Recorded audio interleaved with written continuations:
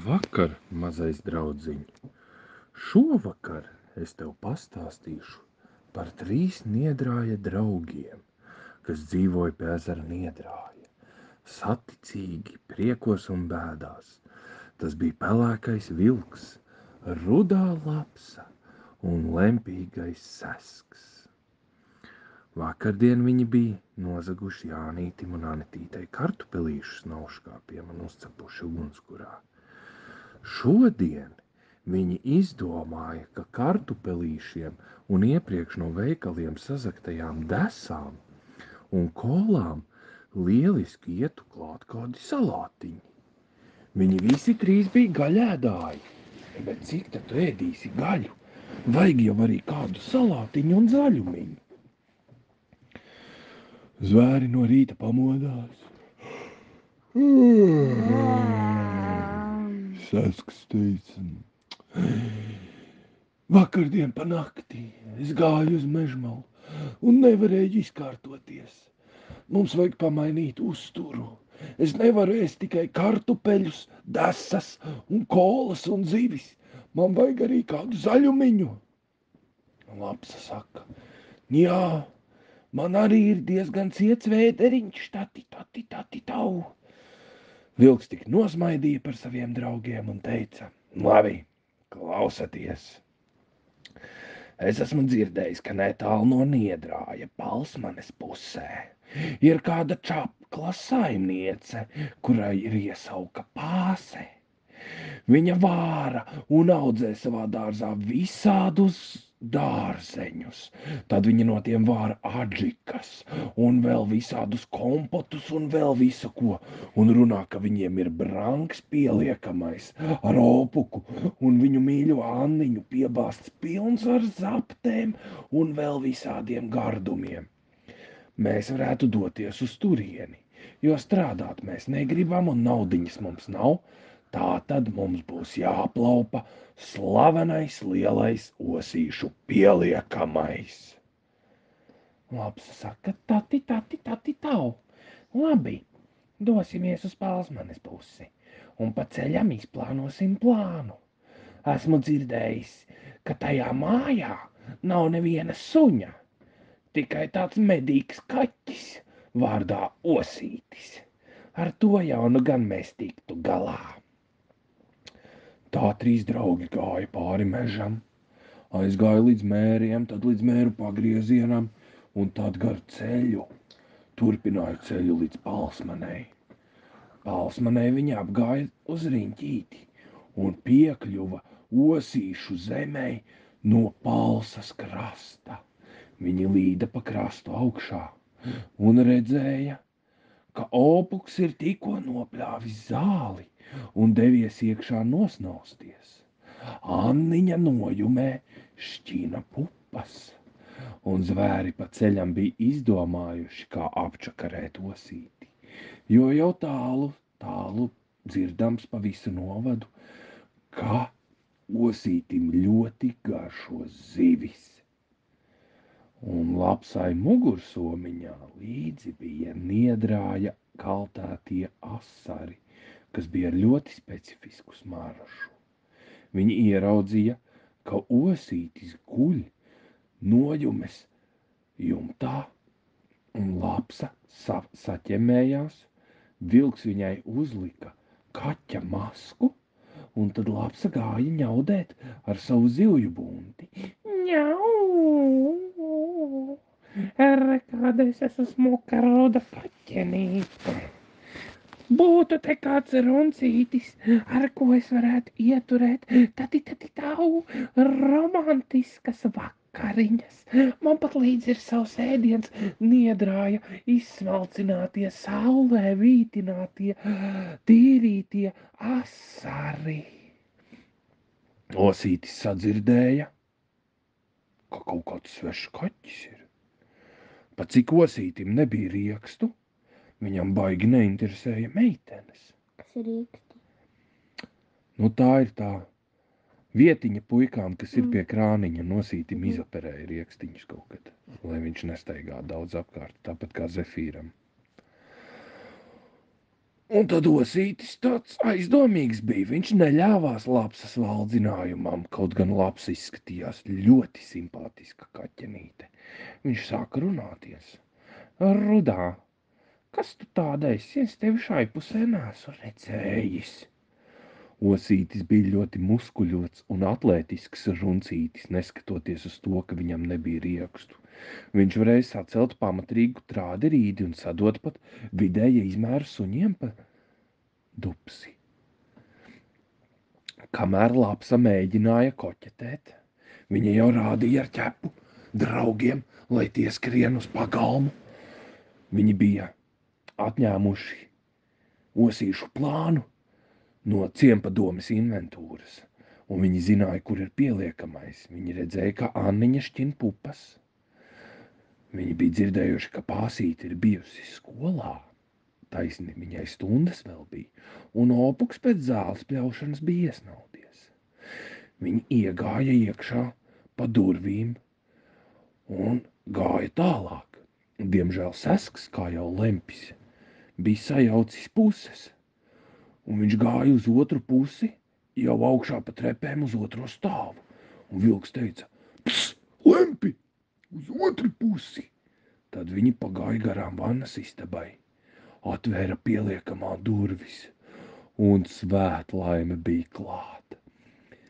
10 dažādu veidu salāti un burkas, un viss kaut kas. Tad vilkam bija liela mugursoma. Vilks teica: Davai, Seska, tagad tu krauj manā somā iekšā burciņas, un tad mēs skrienam prom atpakaļ uz Niedrāju mieloties ar kartupelīšiem, desām un šiem gardajiem salātiem. Sesks piekrāva vilkam pilnu somu, un uz augšējā plaukta Sesks ieraudzīja Anniņas 98. gada zemeņu zapti. Sesks bija ļoti liels, ekskluzīvu zapšu cienītājs, un viņš rāpās augšā pa plauktu, pa pieliekamā plauktu. Viņš kāpa, aizķērās aiz gurķu burkas, kas nokrita zemē un sasitās, un sašķīda un gurķi pa visu zemi, un stikli. Un vilkam nebija nekādu kurpju līdzi, viņam bija tikai savas ķepas. Vilks uz 2 ķepām stāvēja un nekustējās un prasīja: Seska, ko tu dari? Un Sesks saka: Es gribu to burciņu, tā ir 98. gada Anniņas zemeņu zapte. Viņa noteikti ir jāpaņem, tā ir izsmalcināta, un rets eksemplārs uz pasaules, tikai dažas tādas burciņas ir saglabājušās. Un Sesks rāpās augstāk, un viņš nogāza piparmētru sīrupu, kas uzkrita virsū vilkam uz kājas. Au! Vilkam sāpēja ķepa. Viņš sāka lēkāt pa gurķiem un pa stikliem, un paņēma un nogāzās, un uzkrita ar plecu virsū uz stikliem un sagriezās. Tikmēr ārā Osītis dzirdēja, ka mājā iekšā notiek kaut kas nelāks. Viņš pateica: Labi, Rudā, man ir jāskrien sargāt māja. Es nevaru te ar tevi mūžīgi koķetēties. Un Osītis skrēja iekšā pie durvīm un sāka bļaut. Miau! Miau! Viņš bļāva tik skaļi, ka pat Opuks pamodās no savas zāles bļaušanas snaudas. Viņš domāja, kas tam kaķim ir, droši vien atkal ir izsalcis. Un viņš gāja uz pieliekamo un skatījās. Viņš ieraudzīja koridorā pārlaimīgu Sesku ar Anniņas 98. gada zemeņu zaptes burciņu un asiņainu vilku ar mugursomu. Viņi saskatījās un metās ārā skriet. Viņi skrēja pa durvīm, bet Opuks skrēja priekšā. Viņš paķēra čību un domāja uzšaut neliešiem. Bet viņi paņēma un izskrēja Opukam starp kājām un tesās projām uz vilku puses eglēm. Aizausušies viņi bļāva: Lapsā! Bēgam, mēs esam pamanīti! Un viņi skrēja līdz Palsmanis ar robežai caur mežu. Tad vilks Sāka raudāt, jo viņam sāpēja kājas, kurās iekšā vēl bija mazās stikla lauskas, un plecs bija asiņains, un viņš bija uz gurķiem vēl paslīdējis un sasities un sagriezies, un vēl uzkrita virsū piparmētru sīrups, un ja viņi ilgi stāvēs, tad vilkam virsū lidos visādi kukaiņi. Tad viņi izdomāja vilku paņemt un izpeldināt. Bet vilks negribēja, viņam bija asiņainas brūces. Bet labs ar Sasku bija nepielūdzami. Viņa teica, ka pa ceļam savādāk kukaiņā pēdīs vilku. Viņa aizgāja līdz upei. Noķēra vilku Sasks aiz rokām, aiz pleciem. Lapsa paņēma vilku aiz kājām. Viņa noņēma mugursomu un uz 3 ielingāja vilku iekšā mazajā upītē. Rauzā. Un vilks bija ūdenī. Tad viņi paņēma, noberzēja vilku, visu tīru. Lapsa pa ceļām bija salasījusi dažas ceļmallapas. Viņi uzlika ceļmallapas vilkam uz pēdām un uz pleca sagrieztā. Lapsa paņēma smago mugursomu sev mugurā. Sasks paņēma mugurā vilku, un tad viņi lēnām gāja līdz Niedrājam. Līdz vakaram viņi bija tikuši pie Niedrāja savā midzenī. Vilku nolika pie ugunskura atlaisties.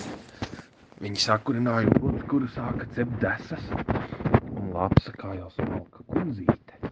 Uz vakariņām atkal izdomāja uzposties. Viņa uzklāja kosmētiku un uzvilka savas augstpapēžu kurpes. Tad viņi uzcepa kartupelīšus ugunskurā no Jānīša, ko viņi bija salasījuši. Desas no Maksimas, ko viņi sazaga, salēja kolu bļodiņās un taisīja īstas dzīres, jo šodien viņu galdam pievienojās pāses, lečo un adžika. Saskam ļoti garšoja visādi dārzeņu gardumi. Tad viņi pamielojās un slavēja, cik labi produkti viņiem ir. Melnā barona kupāti viņiem bija uzcepti. Gardie Jānīša kartupeļi no Raunas. Un pāses, lečo un adžika. Viņi paēda, pilni vēderi, slavēja, cik gardas vakariņas. Un tad Sasks izspēlēja savu galveno kārti. Viņš salika uz bļodiņām 98. gada Anniņas zemeņu zapti, kas bija tikai daži eksemplāri pasaulē palikuši. Un tad viņi ieēda šo gardo zapti, kas jau nedaudz atgādināja portvīnu. Cik gards saldais. Neviens pat negribēja vairs nakts peldi. Viņi devās zem sava jumtiņa, savos midzeņos pie degošā ugunskura, sasedza viens otru, vilkam viņi uzlika jaunas ceļmallapas, lai līdz rītam sadzīst brūces, pārunāja dienas iespaidus un devās pie miera. Tā daram arī mēs. Kas tev patiks vairāk? Es gribēju, man patīk, tā kā vakardien Jānis maisu lūdzu.